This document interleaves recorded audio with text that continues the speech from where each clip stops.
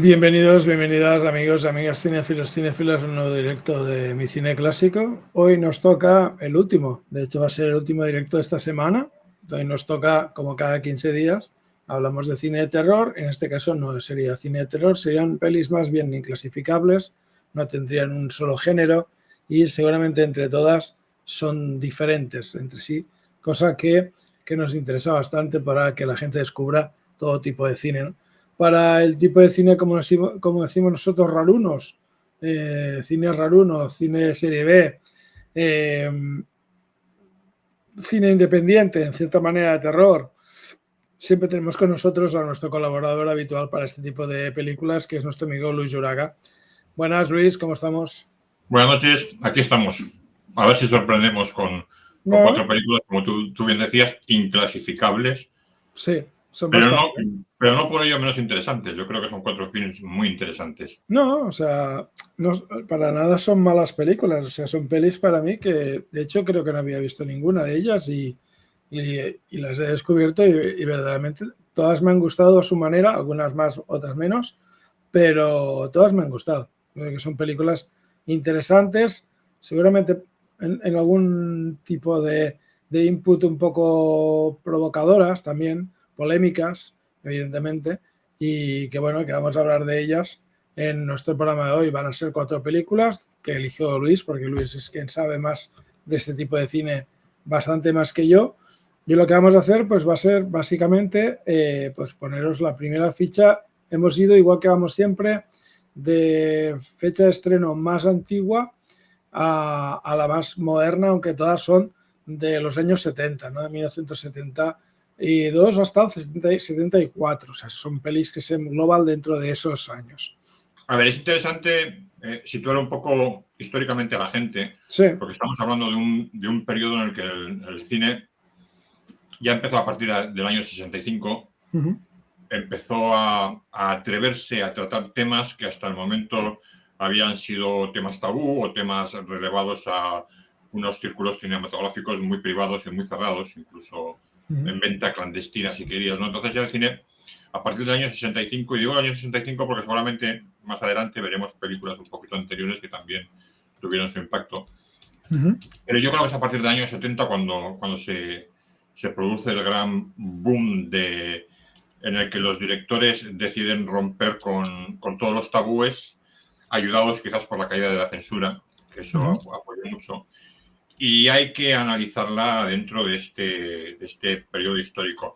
Y quizás hay que hacer también notar que estamos hablando de temas muy controvertidos, como bien tú decías, que para mí, por desgracia, han caído en el olvido. Yo creo que hemos llegado a un momento en el que el cine se ha vuelto extremadamente comercial, se ha vuelto extremadamente políticamente correcto, si quieres. Lo único que hace para atreverse a romper un poco las normas es entrar en el adoctrinamiento woke, en el intentar integrar ahí géneros y personalidades variopintas, que me parece muy bien. Pero yo creo que el verdadero espíritu del cineasta provocador, aventurero, que se atrevía a entrar de lleno en temas que podían incluso suponerle una pérdida de ingresos en taquilla, porque eran temas que podían asustar a la gente. Alguna de las películas yo creo que incluso pasó. Y yo creo que es un poquito en el momento en el que estamos, ¿no? Un momento en el que el director de cine se siente muy libre y cree y puede hacer las películas que de verdad quieren hacer. Y son 4 películas en las que los directores fueron totalmente libres. Sí. Ahora mientras tú estabas hablando, estaba poniendo en el chat de YouTube un mensaje porque no sé la razón por la cual no nos está poniendo en directo en YouTube en estos momentos.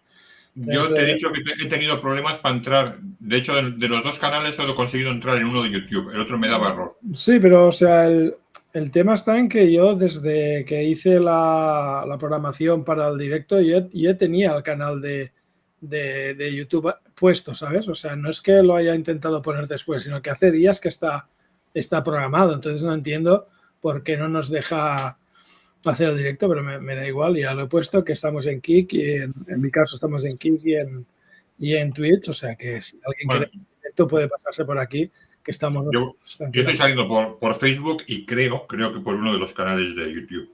Sí, no pasa nada. Si no salieras o lo que sea, ya te pasará el directo si es necesario.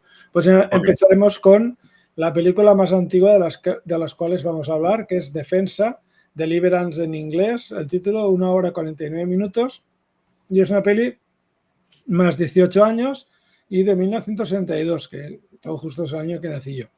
Lo que sería la sinopsis, pues vamos a leerlo básicamente de lo que sería el ChatGPT, porque habitualmente es una película que ahí es un sitio en donde nos dan un poco más de sinopsis que no en IMDb.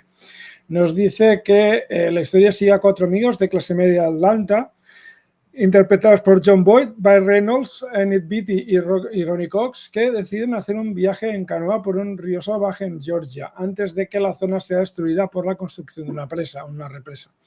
Lo que comienza como una aventura se convierte en una pesadilla cuando se encuentran con lugareños hostiles y deben luchar por sus vidas en un entorno implacable. ¿Cómo la definirías, Luis, esta película? Indefinible. Como bien has puesto en el título del directo, inclasificable, ¿no? Sí, inclasificable. A ver, si hay que definirla, es una película que se balancea entre el cine de aventuras y el cine... El thriller, si quieres, rozando un poquito hasta incluso el terror, si a los agresores les quieres dar ese... Porque yo creo que en el fondo hay un poquito de las colinas tienen ojos, la matanza de Texas, ¿sabes? Ese tipo de ambiente americano. Rural, en cierta manera violento, sí. Eso es. Juega un poquito a eso, pero no entrando tan directamente en el terror, si bien la escena por la que todo el mundo recuerda, bueno, hay dos escenas por las que se recuerdan, una es por la escena de los banjos, el duelo de banjos, que esa pieza además está grabada en estudio y ganó un Grammy en el 73, 74 creo, y luego por la escena de la violación que le dejó a la gente en el año 72, la dejó pegada a la butaca, claro, la gente no había visto nunca eso en una pantalla de cine. Claro, es muy explícita y aparte es muy dura, ¿no? En cierta manera es dura toda la escena, ¿no? Ahora después veremos fotos, esperemos que no veamos fotos que no podamos poner. Es muy incómoda de ver, es una escena muy incómoda de ver. Te hace sentirte incómodo. La dirección es de John Boorman, que también participa en el guión con James Dickey, y los intérpretes son Jon Voight como Ed, Burt Reynolds como Lewis, Annette Beatty como Bobby o Ronny Cox como Drew. El hombre viejo, es Ed Raimi, Billy Redden es Lonnie, entre otros. El hombre de la montaña, que es uno de los que abusa, es Bill McKinney, y después está Herbert Coward como el hombre de los dientes, ¿no? Los sin dientes, ¿no? Que sería después hay secundarios, pero básicamente los 4 principales, evidentemente, son Jon Voight, Burt Reynolds, Annette Beatty y Ronny Cox. Que yo lo conocía y decía, hostia, que me suena Ronny Cox. Y después, ahora que le veo la cara, claro, de Robocop, de la primera película de Robocop, por ejemplo, entre otras películas. La calificación, pues es alta, es un 7,6 de 125.000 votos. Siendo la nota más usada el 8 con un 34,6% de los votos, seguida el 7 con un 24,7%, seguida el 9 con un 15,2% y seguida el 10 con un 10,3%. La quinta nota más usada es el 6, o sea, son notas verdaderamente altas, ¿no? Verdaderamente es un notable medio tirando hacia la parte alta, casi hacia el 8, ¿no? A ver, es una película que tuvo muy buena acogida de crítica y de público, aun a pesar de que el público la pasó muy mal viéndola. Y está considerada por algunas listas entre las 1000 mejores películas que se han rodado, aparece, y hay incluso alguna lista que la pone de las 100 entre las 42, 43, creo que he leído por ahí que andaba. Luego hay que hacer constar que estamos hablando de una muy buena película. Sí, es una película que verdaderamente te mantiene bastante en vilo durante la película. Los actores como, por ejemplo, Burt Reynolds y Jon Voight, que son los que llevan más del peso, lo hacen muy bien. Ed Beatty también lo hace bastante bien. Y nos dice, por ejemplo, ChatGPT, que los temas principales son la fragilidad de la civilización. Los personajes se ven obligados a enfrentar la brutalidad de la naturaleza y la violencia humana cuando salen de su zona de confort, masculinidad y supervivencia. La película explora el concepto de masculinidad, especialmente cuando los personajes se enfrentan a situaciones extremas que ponen a prueba su valor y moralidad. La desconexión urbana-rural representa la tensión entre el mundo urbano moderno y el rural tradicional, muchas veces de forma estereotipada y polémica. Evidentemente, como has dicho tú, hay dos escenas: el duelo de banjos, el dueling banjos entre el personaje de Ronnie Cox y un joven local se ha vuelto parte del imaginario colectivo del cine, y también una escena particularmente violenta y perturbadora que involucra a Ned Beatty, que causó gran controversia en su momento y aún se discute por su crudeza y simbolismo. Vamos a ir viendo fotos. Esperamos que no nos salga nada. Es curioso porque es una película del año 72. Yo creo que la he visto 3 veces, esta película. Sí. Y aunque es una película antigua, yo creo que no hay ninguna película posterior que, viendo lo que se ve en esa escena de la violación, te haga sentir tan incómodo. Sí. Hay quien dice que parte de la maestría está en la dirección de John Boorman, que consiguió que la cámara fuese un mero testigo. La cámara no juega en ningún momento, simplemente se queda estática en las escenas, deja que los actores interpreten, que por cierto hacen una interpretación muy buena. Sí, sí, sí, eso es verdad. Y hace sentir un poquito como que es el propio espectador el que está siendo testigo de la escena. Sí. Es una película que causó mucha controversia. Además, el propio Ned Beatty dijo que era una película que la entendían mejor las mujeres que los hombres. Es lógico. Seguramente, claro. Y es una película que causó mucha controversia porque tanto que se habla del heteropatriarcado, estamos hablando de un momento en que sí existía un auténtico heteropatriarcado en los años 70, todavía claro. los hombres controlaban la sociedad. La esfera de poder, sí, sí. Claro, y entra directa esta película a atacar la línea de flotación masculina. Sí, sí, sí, es verdad. O sea, es una película aparte que es muy controversial, o sea, es una película que tiene momentos realmente bastante creepy y bastante perturbadores, ya sea incluso estos donde ves a Barreinos pescando peces con el arco. También hay un momento en que ves a John Boy que intenta cazar un ciervo y le tiembla el pulso. Y después piensas, después ves que tiene que hacer lo mismo, disparar para salvarse su vida y a sus amigos, y también ves que le tiembla la mano y dices, va a fallar, porque si ha fallado antes, va a fallar ahora. Por suerte no falla, pero verdaderamente está muy bien hecho. Y también lo que decimos de los diferentes temas, ¿no? Nos dice, la película tuvo una recepción, fue un gran éxito comercial y crítico, recibió 4 nominaciones al Oscar, incluyendo Mejor Película y Mejor Director. Está considerada una de las mejores películas de los años 70 y fue seleccionada para su preservación en el National Film Registry de Estados Unidos. Nos dice de curiosidades, esto creo que, bueno, también lo has dicho tú, pero es diferente. Aquí lo que nos dice Bar Reynolds insistió en hacer muchas de sus propias acrobacias, lo que casi le cuesta la vida, y no se usaron dobles en varias escenas peligrosas, lo que añade autenticidad al tono crudo de la película, o sea, el tema de los rápidos. Entiendo que está hablando de los rápidos, ¿no? Quizás. Sí, además de hecho se ve claramente en muchas escenas que son ellos los que están bajando de los ranchos. Sí, sí. Y hay escenas como esta, que es más hacia el final, donde vemos que John Boy se rompe, ¿no? Sí. Es muy interesante. No sé si también se rompe porque se relaja en el sentido de que vuelve a la normalidad, digámoslo así, después de haber pasado momentos muy complicados en la naturaleza, y eso hace que él se rompa, ¿no? Diga, quizás se venga abajo porque ya no tiene por qué, digamos, aguantar. También sabemos que hay una cosa argumental que entre ellos tienen que esconder, y que eso también les tensiona mucho entre ellos, porque tienen un secreto que no vamos a contar si no habéis visto la película, pero que, claro, es un tema bastante delicado. Por tanto, tiene lo que decimos, tiene un guión, una dirección de John Boorman para mí muy buena.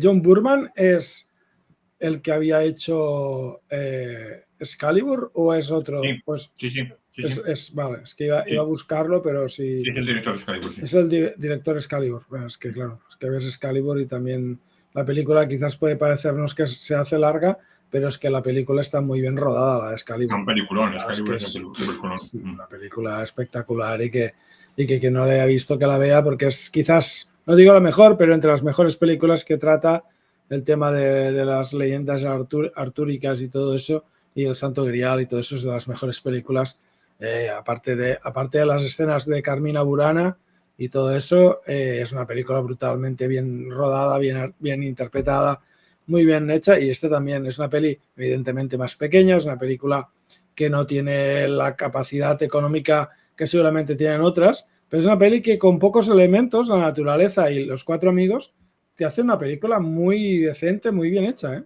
O sea, a mí me ha sorprendido positivamente. Sí que es verdad que cuando había visto a ellos dos, digo, hostia, Burt Reynolds y sobre todo John Boy, digo, hostia, John Boy por ahí metido en medio, la película tiene que ser buena, ¿no? Nos dice, influencia en el cine y la televisión, nacimiento del subgénero Black Woods Horror o horror rural. Deliverance ayudó a consolidar un estilo de películas que exploran la amenaza percibida de lo rural, aislado y primitivo. Inspiró films como La Matanza de Texas, La colina tiene ojos, una que se llama Wrong Turn, que no sé, giro equivocado o algo así, del 2003. Giro inesperado creo que se tituló. Giro inesperado. Y Eden Lake, del 2008. Nos dice también que su fórmula, grupo de ciudadanos enfrentados a la naturaleza y a humanos hostiles, se convirtió en un guión o en una trama recurrente, influenció películas como The Age en 1997, The Revenant en 2015 o incluso el The Descent en 2005, aunque esta última cambia de entorno a cuevas. Estilo visual y enfoque realista, el uso de localizaciones reales y la cámara en mano para capturar la naturaleza salvaje se convirtió en estándar para muchas películas posteriores. También nos dice lo que decías tú también, influencia temática y simbólica, masculinidad en crisis. Las reflexiones sobre lo que significa ser hombre en un entorno violento y sin normas sociales han sido exploradas en obras como El Club de la Lucha, no es País para Viejos o The Grey. Y la civilización versus barbarie, Deliverance plantea preguntas sobre quiénes son los verdaderos salvajes, los pueblerinos violentos o los hombres civilizados que se ven obligados a matar para sobrevivir. O sea que dice que fue acusada de reforzar estereotipos negativos sobre los habitantes del sur y los montañeses, algo que aún se discute en estudios culturales y sociológicos, y nos dice que la película abrió espacio, aunque de forma cruda, para hablar de experiencias masculinas de abuso y trauma, algo poco abordado en esa época. O sea que es una peli que digamos que se hizo, o sea que es de ese tipo de películas que hace que se abran debates, ¿no? Sí, obviamente era la primera vez, ya hemos comentado, que se mostraba tan crudamente me ha dado aquí un error esto, no sé qué es esto. Tan crudamente una violación masculina en pantalla, claro, ir a la gente al cine y encontrarse en pantalla gigante aquella escena tan sumamente cruda, sí. Rompió esquemas y puso al descubierto una realidad social que seguramente había estado oculta hasta aquel momento, que era que un hombre puede ser igual violado que una mujer. Exacto, sí, básicamente sí. Pues bueno, vamos a pasar a la siguiente película, que es diferente a esta. A mí me sorprendió también por la crudeza, sobre todo visual, de escenas de sexo, que ahora vamos a hablar de ello. Sí. Ahora vamos a hablar de la película en cuestión, que en este caso aquí nos pone que el título original es Thriller, pero que aquí, al menos por lo que dice IMDb, es Desenlace Mortal. Sí, esa es la traducción que lo hicieron en los países de habla hispana que se estrenó, porque yo creo que esta película en España no se llegó a estrenar. No, me lo supongo que no se estrenó. No me extraña tampoco, ¿eh? O sea, por la mentalidad de ese tiempo, aunque es 73, pero creo que Franco estaba... Franco estiró la pata creo que en el 74 o en el 75. 74, ¿no? Creo 74, 75. O sea, aún estaba Franco, por tanto, ¿sabes? Pero empezaron a entrar primero las películas que se llamaron por aquel entonces el softcore, que se diferenció del hardcore. La S, ¿no? La S. Eso, el hardcore era el porno duro y el softcore era cuando simulaban el sexo. Y en esta película, como hay escenas de sexo explícito, no... Claro, que no entra por ahí. Aunque hubo países en los que le metieron una tijera. Ya, le cortaron los... en bastantes países, que tengo la sensación. Título original, Thriller en Green Film, es aquí traducida como Desenlace Mortal, es una película de 1 hora y 44 minutos, clasificada R, y es de 1973. La sinopsis que nos dice, básicamente, el ChatGPT nos dice, la historia sigue a Frigga, que es Cristina Lindberg, una joven muda que es secuestrada por un proxeneta, drogada con heroína y obligada a prostituirse. Tras sufrir múltiples abusos, Frigga comienza a entrenarse en el secreto en artes marciales, tiro con armas y conducción, con el objetivo de vengarse brutalmente de quienes arruinaron su vida. Es una película que tiene una nota de 6,4 de 9.100 votos, que básicamente también nos dice que es bastante menos conocida que la de la cual hemos hablado hace un momento, porque la que hemos hablado hace un momento tenía 125.000 votos. O sea, es una película bastante menos conocida, ¿no? Entiendo yo. Sí, de hecho, la anterior tuvo nominaciones al Oscar, fue una película que se distribuyó comercialmente en grandes salas. Esta pasó más por salas de lo que se llamaba, por aquel entonces, se las llamaba salas de arte y ensayo, que es lo que precedió a las salas X, que es donde se estrenaban películas de autor, que llamaban, que eran aquellas que traspasaban un poquito los límites, y había muy pocas salas aquí en España había contadas. La nota más usada es el 7 con un 24,6% de los votos, el 6 es el siguiente con un 20,3%, el 8 es el siguiente con un 15,4% y el 5 es el siguiente con un 10,5%. Después la quinta y sexta nota son las más altas, el 10 y el 9 con un 8,7 y 5,9 respectivamente. ¿Qué opinión tienes así en general de la película? A ver, es la película que abrió un tipo de género que posteriormente en los 70 y en los 80 se desarrolló bastante. Si más adelante tenemos ocasión, veremos I Spit on Your Grave, aquí titulada La violencia de sexo, que bebe directamente de la fuente de esta película, es una película americana. Y bueno, a mí me resulta pelín lenta. Sí. Quizás porque como la protagonista es muda, los diálogos son muy escasos. Claro. Sí. Hay que hacer constar además que hemos tenido que verla con subtítulos porque no es posible encontrar una versión doblada. No. Es una película sensacionalista, brutalmente sensacionalista. De hecho, el director reconoció que la hizo con la intención de hacer la película comercialmente más rentable de la historia y bueno, claro, se pasó un poco y le salió el tiro por la culata. Le salió mal, vamos, básicamente, ¿no? Es una película que es un claro ejemplo, un paradigma de una práctica que se utilizó bastante en los años 70, en ocasiones con autorización del director y en otras ocasiones sin autorización del director, que fue la de meter insertos de escenas de sexo explícito en una película comercial. En este caso sí fue el director el que lo autorizó y lo planeó así desde un principio, pero hubo... Bueno, la Calígula, ¿no? Por ejemplo, la de Calígula. Calígula fue el ejemplo más sangrante, hasta el punto de que Tinto Brass llegó a renunciar a la dirección de Calígula porque no aceptó lo que le hizo los cambios, claro. Eso, por aquel entonces era el productor de Penthouse, era el dueño de la revista Penthouse, el que puso el dinero, que hizo lo que dio la gana. Claro. También se lo hicieron a un director español que se llamaba José Ramón Larraz, que rodó aquí en España una película que se llamaba La llamada del vicio, que era un trío entre dos mujeres y un hombre en una España muy rural. Y ahí el productor le metió también escenas de este tipo sin que él las rodase ni las autorizase. En este caso sí se hizo con voluntad del director, porque yo creo que el director buscaba el escándalo directamente para hacer caja. Buscaba el escándalo hasta el momento en que la escena por la que todo el mundo recuerda la película, que es la del ojo, cuando la sacan el bisturí en el ojo. Apuñalan el ojo, sí. Para esa escena utilizaron un cadáver real de una mujer que se había suicidado. Hostia. Claro, ahí entró ya la polémica de en qué punto está el límite del cine, ¿no? Claro, porque es que tampoco creo que no sé si le pidieron permiso a la familia, pero...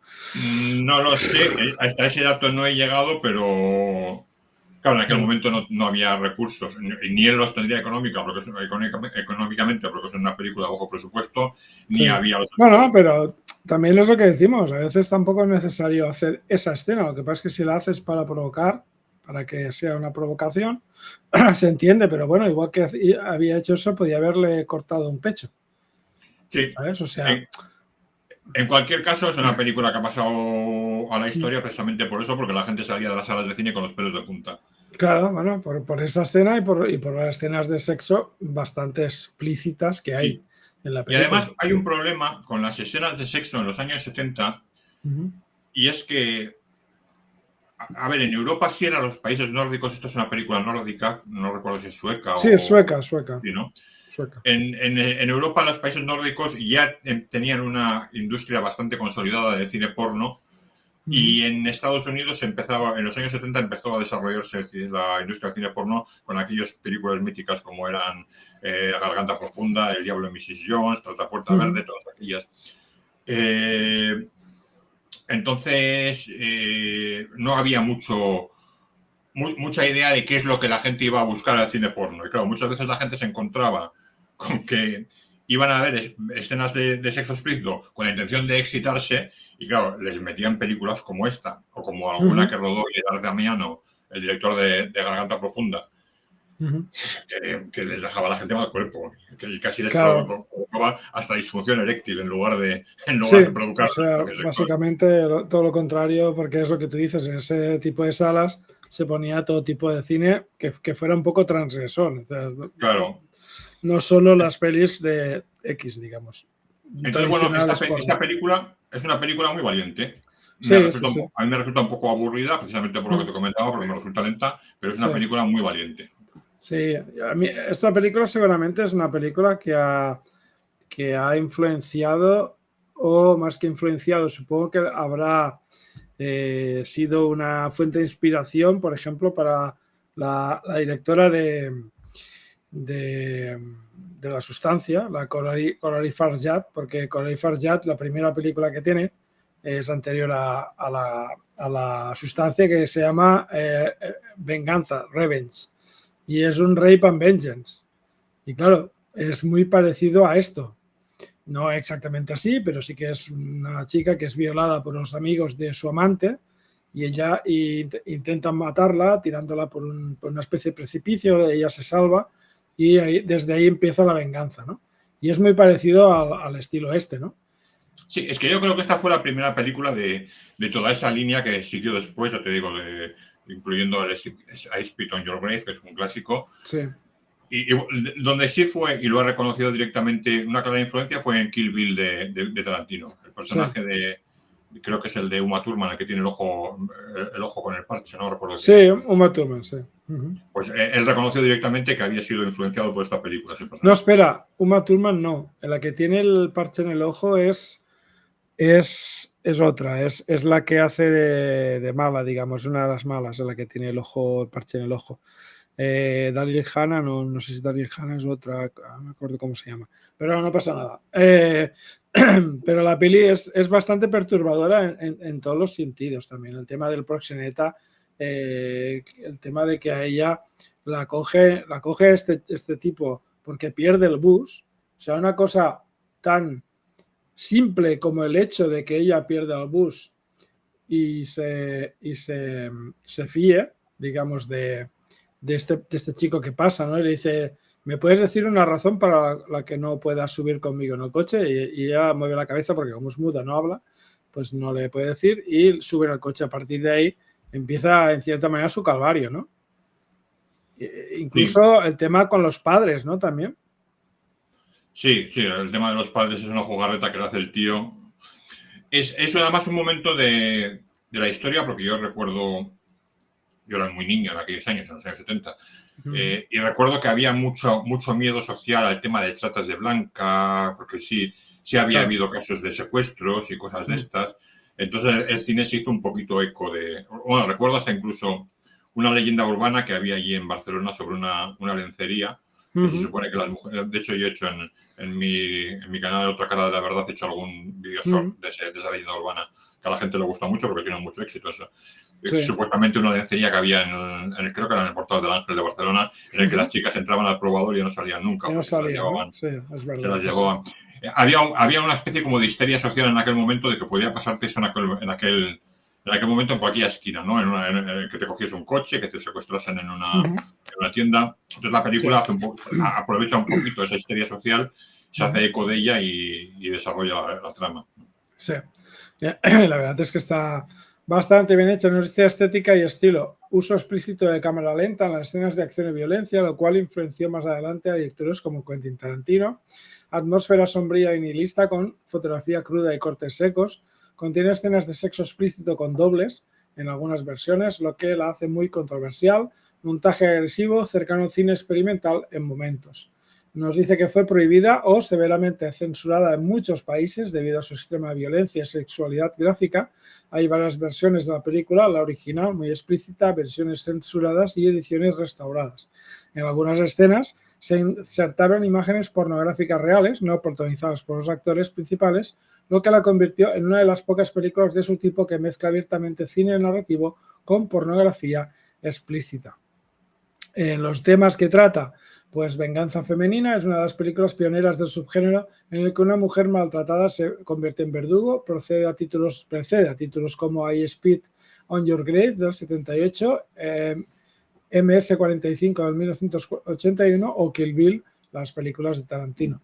Cosificación y empoderamiento, aunque cae en la explotación visual de su protagonista, también presenta un arco de transformación y empoderamiento feroz.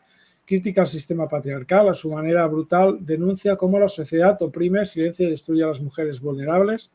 Evidentemente, por ejemplo, curiosidades, Christina Lindberg, estrella del film, fue una actriz y modelo erótica muy famosa en Europa en esa época, y su interpretación de Frigga es uno de sus papeles más recordados.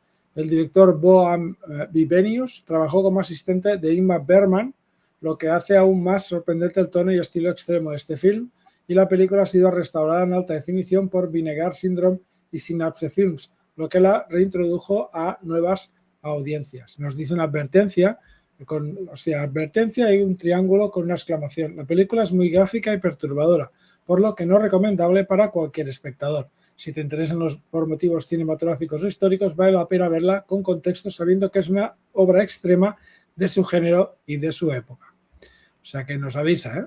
Se nos avisa. Es muy importante y lo ha explicado muy bien el ChatGPT. Hay que verla en su contexto. Es decir, hay que ver en el momento en el que se rodó y al público al que se le presentó. Claro. Fíjate que yo creo que estamos volviendo un poquito a aquel público. La gente está perdiendo la capacidad de ver cosas que le sorprendan en el cine. Y si se volviese a hacer cine de esta catadura, sin entrar en el discurso moral o ético que puede tener, yo creo que la gente volvería a sudar en las salas de cine. Ahora la gente va y se come unas palomitas y se bebe una Coca-Cola. Sí, le da igual un poco a veces. La escena inicial, que es la violación de la niña, que evidentemente no se ve, porque no se puede ver, pero se intuye. Por el personaje de este hombre, el tema de este... es un simbolismo el tema de esta especie de... que le rezuma de la boca, ¿no? O sea, me da mucho asco. Sí, es que... Claro, pero es aquello que dices, pero ¿por qué, no? Porque, no sé, es como si estuviera poseído por algo, porque este tipo de líquido parece más de peli de exorcismos que no de una persona que puede estar puede estar loca o ser un depredador sexual, pero que no. Cuando lo vi dije, no me cuadro demasiado. Pero bueno, a ver, yo creo que simplemente que en muchos momentos de la película tira del sensacionalismo. El director mismo reconoció que quería hacer una película comercial y sabía que cierto sensacionalismo podía atraer al público. Yo creo que igual muchas de las cosas de la película las mete simplemente para impactar en la sala, que se corra la voz y que la gente, por lo que hablábamos en algún directo anterior, basta que te digan no vayas, está prohibido para que la gente quiera ir. Sí, claro, evidentemente. Cuando prohíbes una cosa, muchas veces lo que pasa es que lo que haces es todo justo que la gente quiera más eso que está prohibido, ¿no? Esta es la escena del bisturí, ¿no? Que decías tú. Es bastante es muy perturbadora. Yo pensaba que se iba a quedar a 1 centímetro del ojo y le iba a decir, pues la próxima vez te voy a pinchar el ojo. Pero no, es que directamente le pincha el ojo. O sea que es muy perturbadora la escena, la verdad. Sí, de hecho, en algunos países la estrenaron como They Call Her One Eye, la llamaban un solo ojo. Y la titulaban, pero claro, ese título ya te está destripando parte de la película. Sí, sí, claro, evidentemente. Es como cuando escuchas lo de Rosemary's Baby y aquí lo tradujeron como Eso La semilla del viado. O sea, ese es el spoiler más grande que he visto yo en una película en muchos años, la verdad. Pues es una película, como decimos, perturbadora, una película inclasificable, igual que sí que es verdad que todas tienen algo, que la primera hemos hablado pues en un thriller, aparte de un tema del estilo rural, asesinatos a La Matanza de Texas, pero esta, pues bueno, también tiene su estilo diferente, todas tienen un estilo diferente, todas las que has elegido y las que hemos visto tienen un estilo propio, cosa que es muy interesante, que no se parezcan demasiado las películas, tengan un fondo que sí, que es básicamente que son inclasificables, como hay 300.000 más, porque hay muchas pelis de este estilo inclasificables que más adelante, cuando volvamos de vacaciones, que ahora ya hemos hablado hoy que yo voy a hacer un impasse de 2 meses, que son los meses más calurosos del año para descansar y ver pelis y series y jugar a videojuegos y eso, hacer las cosas que quiero hacer y descansar y en septiembre volver, porque básicamente aquí hace mucho calor y vale la pena descansar un poco. Pero para más adelante, si quieres, ya iremos hablando ya estos meses para programar un poco en septiembre qué podemos hacer, pero pelis perturbadoras podemos hacer como mínimo, yo creo, otra parte más, como mínimo. Tengo la sensación. Sí, tengo una lista de ellas que he ido agenciándome. Sí. Yo creo que nos da como 2 o 3 ya nos da, ¿eh? Para 2 o 3 programas ya nos da. Sí, perfecto. O sea, perfecto. Y después de Desenlace Mortal, pues nos quedan 2 películas. Una que me ha gustado mucho porque el humor negro a mí me encanta. O sea, todo lo que sea humor negro, yo soy muy fan. Y pues me has plantado una película de un nivel de humor negro espectacular que se llama El Trío Infernal. El título original es Le Trío Infernal, es la peli francesa, en principio, si no recuerdo mal, de 1 hora 47 minutos de 1974. ¿De qué va esta película? Pues esta película vamos a darle al ChatGPT que nos diga pues de qué va, ¿no? Está basada, el guión está sacado de una novela y la novela está basada en un hecho real, ¿eh? Sí, eso sí que sé que está basado en un hecho real. Espérate que estoy buscando ahora aquí. Vale, vale. Muy bien, sinopsis. Yo creo que es una coproducción franco-germana, creo que es Sí, Francia y Alemania. Sí, es verdad. Ambientada en Marsella en los años 20, la historia se basa en hechos reales. El caso criminal de Georges Alexander Sarret, un abogado sin escrúpulos que colabora con 2 hermanas alemanas para cometer fraudes con seguros de vida. El trío seduce y asesina a personas para beneficiarse económicamente, deshaciéndose de los cadáveres de formas macabras, incluso disolviéndoles en ácido. Esta escena del ácido también es quizás la más potente de la película. A medida que los crímenes se acumulan, el trío se va volviendo más grotesco, desquiciado y sórdido. ¿Cómo lo ves esta película, Luis? A ver, a mí es una película que cuando la vi la primera vez, a esta película la plantaron la S precisamente por la escena del ácido. No me extraña, tampoco te lo digo. Sí. Es que tiene lo suyo, ¿eh? Ahí con el cazo y con todos los tropezones. Sí. Tiene lo suyo. A ver, es grotesca esa escena, pero sí. le queda muy bien o sea, para el tono de la película le queda perfecto. O sea. Sí, porque además luego la caída de la hermana en la escalera después de que ha vomitado, es que es un despropósito total. Sí. Es una película cargada de humor negro, porque está hecha a base de humor negro, que creo que está brutalmente bien protagonizada por Michel Piccoli, que era un actor que estaba bastante acostumbrado a este tipo de papeles, no así Romy Schneider, que a Romy Schneider todos la recordábamos como la niña inocente de Sisi Emperatriz, y aquí hace algo completamente diferente. Sí. Y yo creo que aparte de lo mal que pudo hacerle sentir a la gente en la sala del cine, sobre todo la escena del ácido, yo creo que es una película que es tan falta de moral y de ética, que no tiene ninguna moral y ninguna ética, y además se ríe de ello, que es hasta escandaloso. está escandaloso. Pero está lo que decimos, está muy bien rodada e interpretada sobre todo por Michelle Piccoli y Romy Schneider, y también la que hace de hermana, que debe ser la Masha Gonska, que la verdad es que los tres, el trío, como tema de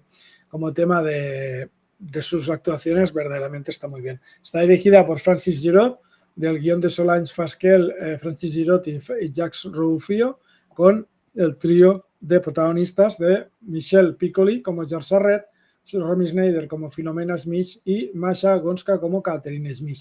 Aparte tenemos otros actores como Hubert Deschamps o Jean Rigaud o Mónica Fiorentini o Papineau o Andrea Ferreol o Monique Tarbés, pero que verdaderamente pues la película, lo importante, como dice su título, es el trío protagonista de ellos, de las dos hermanas y el personaje de Piccoli, ¿no? La puntuación es un 6,2 sobre 10, claro, de 961 puntos, hay de 961 votos, que entiendo que la gente pues no la conoce demasiado, evidentemente, está poco votada. Es una película como la anterior que no es fácil encontrar, a mí me costó encontrarla, conseguir una copia, además en castellano, había alguna por ahí en francés, en alemán, pero en castellano me costó conseguirla.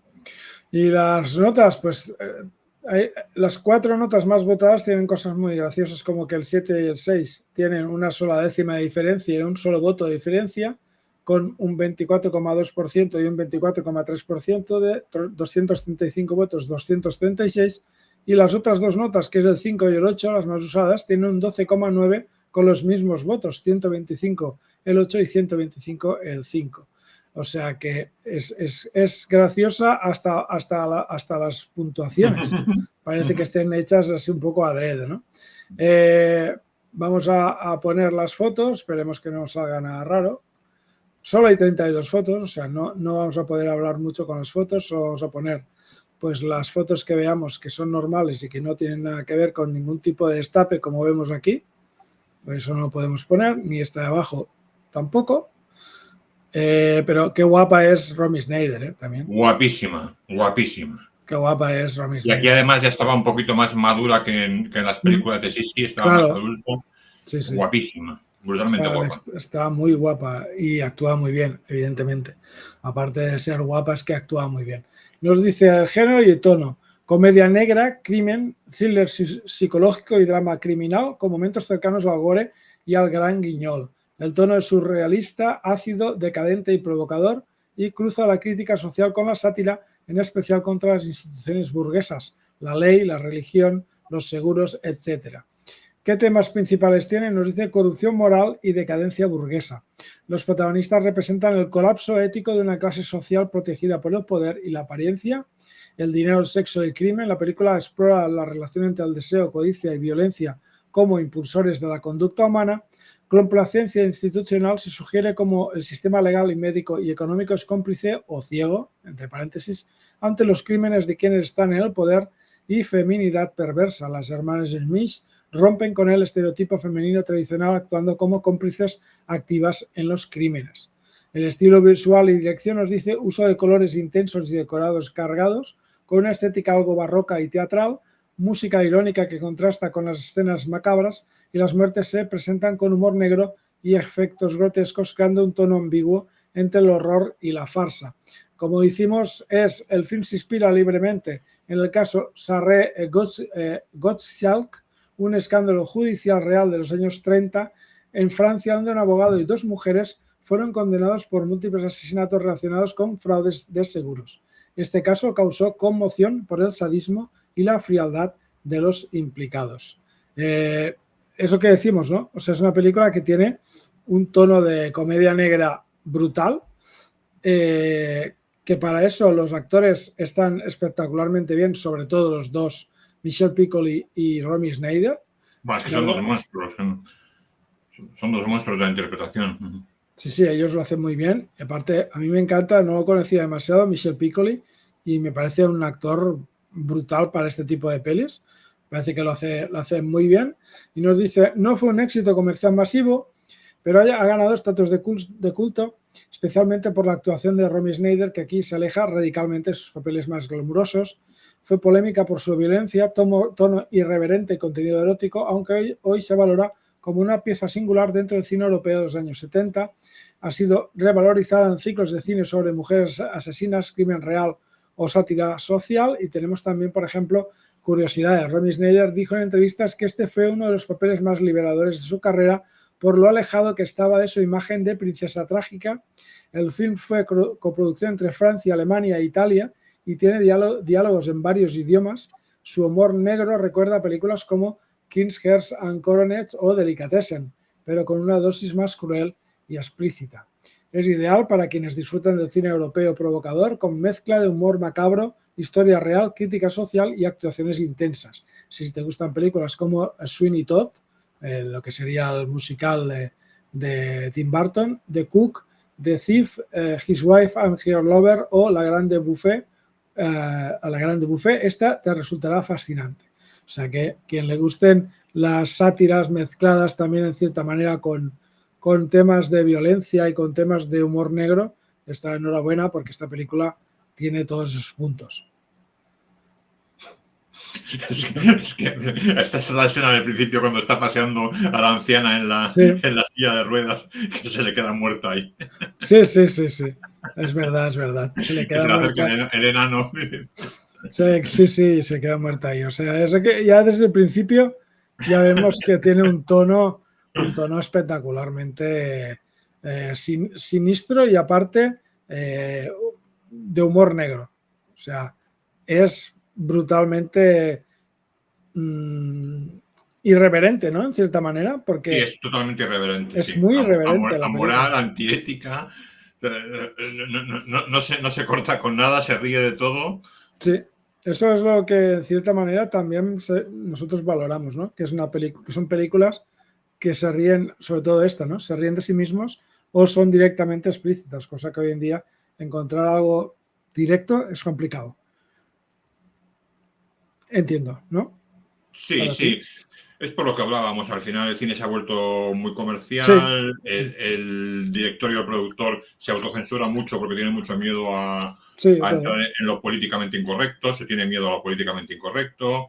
Y al final el cine se ha vuelto un producto... un negocio que simplemente buscan el beneficio. Entonces, poner cosas que puedan restar audiencia no les interesa. Entonces, claro, si porque le echas demasiada diversidad, mal. Si le echas poco, mal. Si tal, o sea, es eso, ¿no? Hoy en día es complicado el no enfadar a alguien, ¿no? Y en ese tiempo, pues oye, veías la película y te podía gustar más o menos y la podías criticar más o menos, pero había más libertad a la hora de hacer este tipo de películas, ¿no? Y se nota, en los años 70 se hizo mucho cine de este tipo, igual que pues te hemos hablado a veces también por ejemplo, con Nair Millos, que el último día hablamos de periodismo y política, ¿no? Y estábamos hablando de todos los hombres del presidente, de Z, de Costa Gabras, todo ese tipo de cine político periodístico, que ahora eso no se podría hacer, pero en ese tiempo sí. Y la verdad es que es esa, ¿no? Es una época, los 70, muy, muy importante para los movimientos sociales y para el tipo de cine de autor y ese tipo de cine que no se hace, evidentemente. Eso ya ha quedado atrás. Fíjate, con todo lo ignorante que era la sociedad en aquel momento, precisamente porque no había un acceso a la cultura como lo hay ahora, sí. Había un interés mucho más alto de la gente por conocer en el cine, por atreverse a... Que ahora que tenemos mucho más acceso a la cultura, la gente solo va al cine a lo que comentábamos, comer palomitas y beber Coca-Cola. Sí, hay mucha más cultura, lo que pasa es que es como cultura controlada, ¿no? En cierta manera. Es cultura dentro, pasada por un tubo, ¿no? Tiene que ser todo aquí, lo que queda fuera no nos interesa. Pues bueno, para acabar, una película, en nuestro directo, una película muy tranquilita, una película muy, muy tranquila, como es El portero de noche, que es otra película que a mí me ha gustado mucho, sobre todo, en este caso, por Charlotte Rampling. Mujer de nuestro admirado Jean-Michel Jarre, primera esposa de nuestro admirado Jean-Michel Jarre, sí, es verdad. Estuvo casado bastantes años, creo, con él. Sí. Y la verdad es que sí, era una pareja bastante conocida en Francia, claro. El portero de noche Il portiere di notte, porque supongo yo que es el título italiano, porque la película debe tener, quizás sea una coproducción, seguramente entre Francia e Italia, entiendo yo. Es posible, aunque la directora Liliana Cavani era 100% italiana, sí. Italiana, evidentemente. Es una película que dura 1 hora 58 minutos, mayores de 18 años, de 1974. Pues, ¿qué nos dice la sinopsis del portero de noche? En Viena, 1957, Max, un ex oficial de las SS que ahora trabaja como portero nocturno en un hotel, se reencuentra accidentalmente con Lucía, una ex prisionera del campo de concentración donde él trabajaba durante la Segunda Guerra Mundial. Lo inquietante es que ambos retoman una relación sadomasoquista que habían iniciado en el campo, marcada por el abuso, pero también por una atracción enfermiza. Ambos se aíslan del mundo exterior en una relación de poder y dependencia, mientras otros ex-nazis buscan silenciar a Max para proteger su anonimato. Película muy interesante también, ¿eh? La verdad es que está muy bien hecha. Está dirigida por Liliana Cavani, también guionizada por la misma directora. Italo Moscati y Bárbara Alberti son también guionistas de una película interpretada, entre otros, por Dirk Bogarde, que básicamente es Max, Charlotte Rampling, que es Lucía, Philippe Leroy, que es Klaus, Gabriel Ferzetti, que es Hans, Giuseppe Adovati, que es Stum, Isa Miranda, que es la condesa Stein, Nino Bignamini como Adolf o Marino Massé como Atherton. Evidentemente aquí los dos grandes protagonistas son Dirk Bogarde y Charlotte Rampling, que son los protagonistas. Están los dos impresionantes en su papel. Están los dos muy, muy bien. A mí es una película que me ha sorprendido mucho porque ellos dos están brillantes, están excepcionalmente bien en sus papeles. La nota más usada es el 7, con un 25,2%, seguida de un 6 con un 18,6%, seguida del 8 con un 17,9% de los votos y seguida del 10 con un 9,2% de los votos, seguida por el 5 con un 9,1 y un 9 un 8,9. Verdaderamente pues son notas bastante buenas para lo que sería la película, que básicamente es una buena película. Así que es una nota, digamos, media, un poco baja, pero que evidentemente, eso que decimos, sobre gustos, colores. Escenas, vamos a ver. Voy a poner las fotos, pero las voy a poner así primero porque no me fío, ¿sabes? Porque como no las he visto, es aquello que según lo que veamos la vamos a cagar. Por tanto, puede haber alguna un poco delicada, sí. Estas dos, por ejemplo, pueden ser un poco delicaditas. Esta evidentemente no, porque es la belleza de Charlotte Rampling, que básicamente no tiene nada de complicado y es fácil de entender. Nos dice el género y tono: drama psicológico, erotismo oscuro, thriller moral con elementos de melodrama existencial, estética sobria, música clásica como Mahler, atmósfera inquietante y claustrofóbica, tono ambiguo, incómodo y deliberadamente provocador. No sé qué película es de las que hemos tratado, que creo que la música es de Ennio Morricone, pero no recuerdo exactamente cuál es. No sé si es creo que es la de El Trío Infernal. Creo que sí. Que es el Trío Infernal que tiene la música de Ennio Morricone. Porque me sorprendió y dije, hostia, esto es Ennio Morricone. Bueno, es que Ennio Morricone tuvo una época que trabajó como un loco. Yo no sé cómo le daba el tiempo para componer todo aquello. Sí, bueno, en principio pasó, creo, de las 500 partituras. Que no es poco, 500 trabajos en una historia. Creo que ha habido algún problema con el canal porque están entrando ahora todas los comentarios de la gente. Vale, no pasa nada. Buenas, Dorken. Buenas, aquí te dejo gentecita. Vale, porque nos ha hecho seguramente una raid. Gracias por la raid, amigo. Gracias a Ralanas por estar con nosotros. A Crisálida, gracias por pasarte por aquí. Dorken está por aquí. No se entera, ¿no? Así que ahora me lo he dicho. Es que estoy con otra página abierta y no veo los comentarios. Y mi Dori, que le ha hecho gracia al tema de que no me diera cuenta. De nada, máquina. Pues nada. Pues gracias, Dorken, por la raid aquí con la gente. Muchas gracias por pasaros por el directo. Estamos hablando de 4 pelis. Muy mal, dice Dorken. 4 pelis inclasificables. Hemos hablado de películas que van desde la sátira y humor negro mezclado con asesinatos y gore, a películas sobre supervivencia, dramas personales como es la película ¿cómo es la de Deficience, ¿no? ¿Cómo se llama? Deliverance. Exacto. Defensa. En español la titularon como Defensa, Defensa. ¿no? Defensa. Defensa. Gracias por dejarnos aquí. Dejo que voy a duchar, que vaya bien, chao, gracias, que vaya bien la ducha y todo demás. Y Midori, vaya Dorken. Y básicamente estamos hablando de una película que trata un poco sobre el sadomasoquismo, ¿no? Sobre el sadomasoquismo extremo, la relación tóxica, evidentemente, entre los dos personajes, la obsesión que tienen entre ellos. O sea, no digo yo, evidentemente, que no haya un sentimiento de fondo entre ellos dos, porque se quieren, ¿no? Pero es un amor enfermizo, ¿no? Es una película y Gracias además que a Midori por el follow, gracias. Dime. Coincidió en el tiempo casi, creo que esta es un año anterior, con Historia de O. Fueron dos películas que pusieron sobre la mesa del público algo tan incómodo como eran las relaciones sadomasoquistas y de dominación.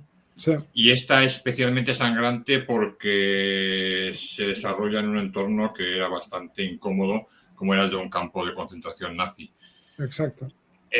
Fue una película que causó mucha controversia, precisamente por eso, por el hecho de presentar a una presa de un campo de concentración, ¿no? Que entabla esa relación tan enfermiza con un capitán general de la CSS. Y fue una película muy valiente que presentó algunas escenas que a la gente le hizo sentir muy incómoda, como es la escena en la que está un nazi sodomizando a uno de los judíos en la cama mientras la chavala está durmiendo al lado, o la escena en la que ella canta y luego le hace el regalito el otro en la caja. Hubo una serie de escenas que a la gente la hicieron sentir muy mal. Sí. Y que yo creo que jugaron un poquito en contra de la película, porque hubo muchos críticos muy conservadores de la época que la tacharon de sensacionalista, no aceptaron muy bien que se jugase con un tema tan delicado como era en aquel tiempo y tan cercano el tema del dolor de los campos de concentración. Una película que precisamente por delicada y por tratar un tema tan controvertido, yo creo que fue muy valiente por parte de su directora al llevarla a escena. Sí, nos dice Midori el tema de... ¿Pero es consensuado lo que hace? No, evidentemente. Consensuado, digamos... No, lo que pasa es que es eso también del síndrome de Estocolmo, ¿no? En cierta manera. Sí. Es un poco el síndrome de Estocolmo, ¿no? Es un síndrome de Estocolmo. Que básicamente la persona que es abusada acaba generándose a sí misma una dependencia de la persona que abusa, ¿no? En este caso. Sin embargo...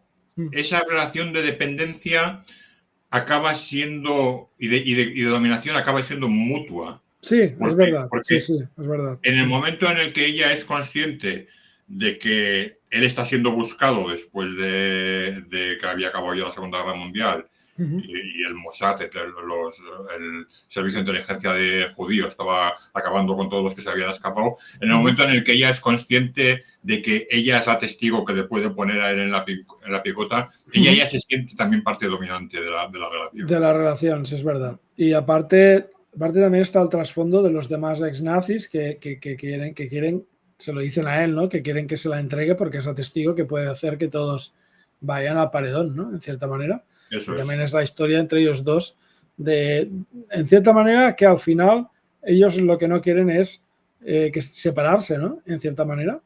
Un final además, que no lo vamos a contar, no, pero tan escalofriante como poético. Sí, de hecho salen a las fotos, pero lo he pasado, no lo quería poner, básicamente, pero aquí vemos, digamos, a la gente, ¿no? Al grupo de lo que sean los nazis o los ex SS que salen en la película, que aparte salen todos vestidos de una manera que te lo dibujan muy bien, ¿no? En cierta manera lo que es, o sea, la separación de los demás personajes, y cuando ves llegar a esos personajes que son ex nazis, casi todos van vestidos del mismo color, oscuro, gabardinas, sombrero del mismo tipo, todos van muy, muy marcados de la línea de vestuario, ¿no? Y eso pues también es interesante. el tema de cómo está rodada la película, ¿no? Aparte también tiene su mérito porque es rodada por una mujer, ¿no? Sí, además es una directora que había trabajado mucho teatro. Liliana Cavani había dirigido muchísimo teatro. Había hecho alguna película anterior, alguna adaptación de la vida de San Francisco de Asís, creo recordar. Y luego hizo alguna otra película también bastante delicada. Rodó Berlín Interior, que seguía tomando un poquito el tema nazi. Sí. Rodó Detrás de la puerta, hizo alguna película así, La piel, una adaptación de una novela italiana. Fue una directora muy controvertida que hizo 4 o 5 films bastante delicados. De todas formas, con mucho su obra maestra. Sí, seguramente más destacada y más polémica en cierta manera y que en cierta manera está bien el tema de que tratemos este tipo de cine porque la gente, pues muchos no han visto las películas estas, pero yo creo que al menos una vez es interesante que la gente pueda ver estas películas, les guste más o no, estén de acuerdo más o no con lo que sale en la película, evidentemente, pero que a veces también estas películas buscan provocar una reacción en el público, ¿no? Totalmente. O sea, es la gracia en cierta manera de estas películas, ¿no? Nos dice temas centrales, poder, culpa y sumisión, la relación entre Max y Lucía simbólica, pero la atracción entre víctima y victimario, donde se desdibujan las líneas entre el abuso y la dependencia, replantea la idea del síndrome de Estocolmo, pero con una complejidad más simbólica que clínica, la banalidad del mal, exmiembros del régimen nazi viven vidas tranquilas en la posguerra sin castigo. Cavani muestra cómo el mal puede camuflarse en lo cotidiano. Erotismo y trauma, la película sugiere que el trauma puede volverse un componente del deseo sin justificarlo, pero mostrando su dimensión psíquica profunda y negación y memoria. La Europa de la posguerra quiere olvidar, pero los protagonistas quedan atrapados en su pasado. La película fue duramente criticada en su época por su representación de una relación sexual entre un ex nazi y su ex víctima, la sugerencia de que una víctima pudiera desear, entre comillas, a su verdugo, escenas explícitas de erotismo con elementos de sadomasoquismo, vestuario nazi y violencia simbólica. En varios países fue censurada o prohibida, sin embargo también fue defendida por su audacia intelectual, su visión provocadora del deseo humano y su estilo visual cuidado. Liliana Cavani emplea un lenguaje cinematográfico elegante, casi teatral, con planos largos, luces frías y una narrativa fragmentada. La película no ofrece respuestas sino dilemas, no busca escandalizar gratuitamente, sino incomodar al espectador con preguntas morales. Y nos dice, la influencia y legado de la película, obra clave del cine erótico europeo de los años 70, referenciada en estudios de cine queer, cine de autor y representaciones del trauma, inspiró estéticamente a artistas y directores, incluyendo a Lars von Trier, que vaya otro Lars von Trier también, y Pedro Almodóvar. Ya haremos un día, si quieres, un top 4 de Lars von Trier, que tiene también películas muy, muy heavy también. La actuación de Charlotte Rampling fue muy influyente en la construcción de personajes femeninos complejos, fríos y vulnerables. Nos dice que Charlotte Rampling tenía solo 27 años al momento de rodar la película y fue catapultada a la fama internacional por este papel. La película se inscribe dentro de lo que se ha llamado el Nazi-exploitation, aunque su tratamiento es más psicológico y artístico que sensacionalista. Y para acabar, fue proyectada en el Festival de Cannes, pero evidentemente no sin polémica. Se entiende, ¿no?, que tuviera polémica. Absolutamente. Es una película que no deja a nadie impasible y muy provocadora, además, muy, muy provocadora. Sí, y toca temas muy complicados, toca temas verdaderamente muy difíciles que hoy en día, evidentemente, como hemos dicho más de una vez, no se podrían tratar. Entonces, pues es muy interesante ver que en ese tiempo, en los 70 sobre todo, pues se trataron temas incómodos para los que veían la película, pero que generaban debate, cosa que generar debate seguramente es lo más importante en el arte también, en cierta manera, ¿no? Cosa sí, porque además estas películas luego hacían correr, bueno, esta escena es muy heavy también, ¿eh? La de el columpio, en la que están las niñas en el columpio girando.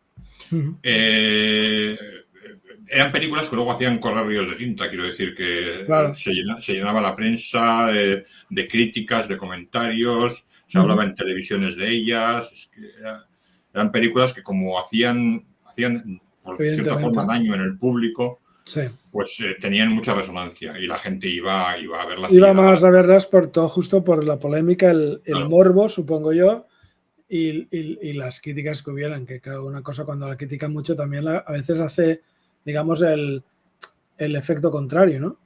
Que Sí, en y lugar además, de eso, pues lo que has vas a dicho verlo. tú, el morbo es el mejor marketing, ¿eh? Sí, Para el cine sí. el morbo es el mejor marketing. Sobre todo, ya te digo, y también para épocas que aquí, según qué situaciones, según qué películas, pues era difícil verlas por el régimen que había en España. Entonces, cualquier cosa que sobresalía con un cierto nivel de libertad que no conocías aquí, la gente estaba muy interesada en ir a verla, ¿no? Sí, yo creo, esta incluso si se estrenó en el 74, yo creo, además recuerdo que era crío ver el cartel en las calles, yo creo que se estrenaría un par de años después, porque esas películas como Sí. Emmanuel, Historia de O, Portero de Noche, todas estas llegaron como un par de años después. Claro, sí, seguramente ya cuando el régimen cayó y cambió, o sea, hubo una apertura en todos los sentidos y en el cine también lo hubo. Pues lo de siempre, 1 hora 8 minutos más o menos, hacemos 1 horita, 1 hora y cuarto con mucho. Más o menos, ¿tienes pensado algo para dentro de 15 días, que sea el último directo antes de vacaciones hasta el septiembre? Vamos a seguir con esta línea, con otras 4 películas. No vamos a dar títulos, Vale. pero sí vamos a decir a la gente que van a ser 4 películas que les van a sorprender tanto como Bueno, estas. una creo que la hemos nombrado, que es algo de... Bueno, esta la hemos nombrado, es la de Escupir en tu tumba, ¿no? Quizás, Spit of Your Sí, pero Grave. igual la dejamos para más adelante, para Vale, después ok. de verano. Más que nada por no enganchar el Rape and Revenge tan rápido con la Vale, anterior. sí, vale, ok, perfecto. Ya me lo dices por privado, lo que Sí, sea, te lo paso que la sea que lista porque vayamos a yo creo tratar. que tengo como unas 11 o 12 por ahí catalogadas que pueden ser Vale, bastante perfecto. controvertidas, incómodas de ver, que a la gente en su momento le incomodaron bastante y que merece la pena recuperarlas, darlas a conocer y que, bueno, el que quiera conocer un poquito el cine diferente, un cine menos comercial y más atrevido, que yo creo que es un buen momento de Sí, que la gente las vea. sí. Entonces, pues bueno, nosotros ahora este directo, yo lo voy a tener que subir entiendo yo, a YouTube, porque creo que no me ha permitido, no sé por qué, hacer el estreno. Si ves que lo necesitas, me lo dices y te lo Vale. paso. Después, Yo creo que lo tengo en el canal de Facebook y en el de YouTube, creo que lo tengo. vale, entonces, pues, gracias a Midori, a Dorken y a todos los que habéis estado por aquí y habéis dado follow como Midori al canal. Nosotros hacemos, la gente que no nos haya visto nunca, nosotros hacemos de 2 a 3 directos cada semana hablando de cine. Esta semana próxima es miércoles, jueves, viernes. El lunes, martes lo pillo para ver todas las películas que tengo que ver. En principio, porque mañana voy a ver la película esta que es un spin-off, una película de acción que se llama Ballerina, que es de Ana de Armas, más que nada porque es una saga que a mí me gusta bastante, cine de acción de Keanu Reeves, que se llama John Wick. Entonces, el miércoles de la semana siguiente haremos un directo sobre Ballerina y sobre John Wick con colaboradores. El jueves creo que tenemos a Nair Millos, que hablaremos de cine clásico, y el viernes hablaremos de Austin Powers, porque me lo han pedido los compañeros de hacer un directo sobre las 3 películas de Austin Powers, que pues bueno, es humor del que a mí me gusta y que me hace reír bastante también. Yo me reí mucho. Speed nos dice Ralanas, por ejemplo. Vale. Midori nos dice descansen. Gracias, Midori, por pasarte por aquí. Gracias también a Ciryap. Buenas noches, guapéricos. Venimos de Dorquencito. Gracias por pasaros, Ralanas, también. Un placer estar por aquí. Y nos dice, hostia, anoche vi de nuevo Speed, película horror. Sí, sobre todo el primero. El segundo, ya no sé si tanto. Mira, ayer hicimos un directo sobre cine de los 80, hicimos Jóvenes Ocultos. Jóvenes Ocultos sale Jason Patrick. Sí. Y Jason Patrick es el que hizo Speed 2, porque no la quiso hacer Keanu Reeves. O sea que siempre pobre, ha hecho muchas pelis, pero siempre se le recuerda por Speed 2, que no fue exactamente su mejor película. Pero bueno, es lo que hay. Y pues la semana que viene tenemos 3 directos, descansaremos mañana para ir al cine y volveremos la semana que viene con compañeros, con Nair, que siempre con Nair Millos, jueves a las 8 de la tarde hablamos de cine clásico. No me recuerdo ahora exactamente sobre qué película hablamos, que íbamos a charlar el jueves que viene de la siguiente semana, y el viernes pues Austin Powers, hablaremos de las 3 películas. Y nos acercaremos pues a este final de junio, que es cuando descansaremos julio y agosto de directos. Seguramente haremos un directo sobre la nueva película de Superman, porque tengo mucha gente, amigos que son muy fans de los cómics, y seguramente Los Cuatro Fantásticos también haremos una, pero de otras películas descansaremos hasta el septiembre. Y nos dice también Siriap que es que la primera media hora de Speed es tan distinta al final. Ya, sí, evidentemente. Pues nada, Luis, gracias por estar por ahí como siempre. Una semana más con nosotros. Bueno, una semana, un mes más, porque nosotros tenemos 2 citas cada mes. Y ahora esto pues también lo subiremos a iVoox, porque que sepáis también la gente que está en el chat que tenemos un canal de iVoox que se llama Mi Cine Clásico también, y que ahí subimos todos los directos en audio para, si queréis, os gusta más escuchar que ver directos, pues podéis hacerlo a través de iVoox. Pues nada, ponemos punto y final, 10 menos cuarto de la noche en España, al directo. Cuidados mucho y si vais a cenar, pues que tengáis buena cena. Y nosotros volvemos la semana que viene, el miércoles de la semana que viene. Hasta entonces, cuidaros. Chao, chao. Chao.